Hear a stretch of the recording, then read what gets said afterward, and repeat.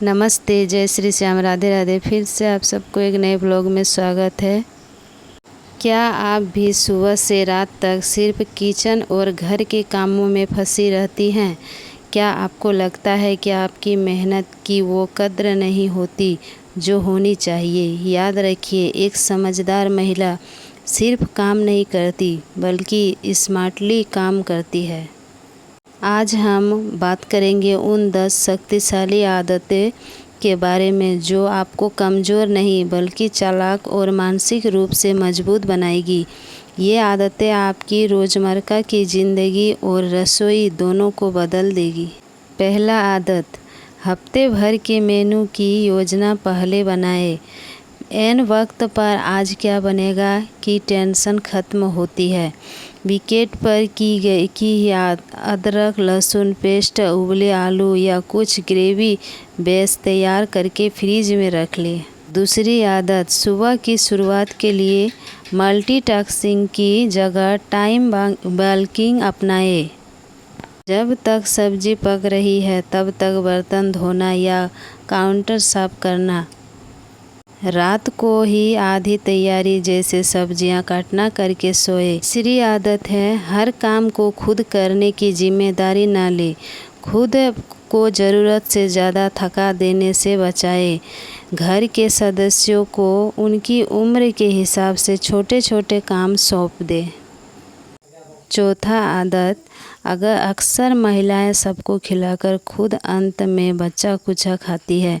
यदि आप स्वस्थ रहेंगी तभी पूरे परिवार का ख्याल रख पाएंगी। सुबह खाली पेट चाय पीने के बजाय भीगे हुए बादाम या गुनगुने पानी से शुरुआत करें। पांचवा आदत, तकनीक और आधुनिक गैजेट्स से दोस्ती करें। चौपट हैंड ब्लेंडर या फूड प्रोसेस आपका घंटों का काम निपटा मिनटों में कर देते हैं। इन टूल्स को महंगे खर्च के बजाय समय बचाने वाले निवेश के रूप में देखें। छठवां आदत, घर के खर्चों का हिसाब रखें और बचत करना सीखें। मुश्किल समय में आत्मनिर्भरता और सुरक्षा मिलती है। हर महीने एक निश्चित राशि अलग से बचाकर अपनी इमरजेंसी फंड बनाएं। सातवां आदत, सिर्फ पारंपरिक तरीकों पर टिके रहे। नई कुकिंग तकनीकें, रेसिपी और लाइफ स्किल सीखने से दिमाग एक्टिव रहता है। खाना बनाते समय कोई इंस्पायरिंग पॉडकास्ट या ऑडियो बुक सुने। आठवां आदत, नो मैस पॉलिशिंग अपनाएं। सामान को इस्तेमाल के तुरंत बाद उसकी जगह पर रखें। बिखरी हुई रसोई और घर मानसिक तनाव को बढ़ाते हैं। मसालों के डिब्बे पर लेबल लगाएं ताकि ढूंढने के समय बर्बाद ना हो। और नौवीं आदत, घर में छोटी मोटी बहस या तनाव होना आम बात है, लेकिन उन पर रिकट्स ऐसे करना है जो आपके हाथ में है। चालाक और मजबूत महिलाएं शांत रहकर फैसले लेती है, चिल्लाकर नहीं। गहरी सांस ले और प्रतिक्रिया देने से पहले 5 सेकंड का पॉज ले। पूरे दिन में कम से कम 20-30 मिनट सिर्फ अपने लिए निकालें। यह आपको रिचार्ज करता है और बर्नआउट थकान से बचाता है। इस समय में वह करें जो आपको पसंद हो, किताब पढ़ना, स्किन केयर या सिर्फ शांति से बैठना। जीवन की असली खूबसूरत तब सामने आती है जब हम स्वयं को गहराई से समझते हैं। अक्सर लोग बाहरी परिस्थितियों, समाज की अपेक्षाओं और दूसरों की राय में उलझकर अपने भीतर की आवाज़ को अनसुना कर देते हैं। लेकिन सच्चाई यह है, जब तक हम अपनी इच्छाओं, क्षमताओं और सीमाओं को नहीं पहचानते तब तक संतोषजनक जीवन जीना कठिन हो जाता है। खुद को समझने का अर्थ है अपनी भावनाओं, विचारों और मूल्यों को स्वीकार करना। यह आत्म जागरूकता हमें सही निर्णय लेने, रिश्तों को बेहतर बनाने और तनाव को कम करने में मदद करती है। जब हम अपनी ताकत और कमजोरियों को पहचानते हैं तो जीवन की चुनौतियों का सामना अधिक आत्मविश्वास से कर पाते हैं। आत्म समझ केवल व्यक्तिगत विकास ही नहीं बल्कि आंतरिक शांति का भी मार्ग है। यही कारण है कि जीवन को बेहतर ढंग से जीने के लिए सबसे पहला कदम है खुद को जानना और उसी के अनुरूप आगे बढ़ना। जीवन का हर पल हमें कुछ न कुछ सिखाता है। जिंदगी में मिले अनुभव हमारे सबसे बड़े शिक्षक होते हैं। कुछ सबक खुशियों से मिलते हैं तो कुछ दर्द से।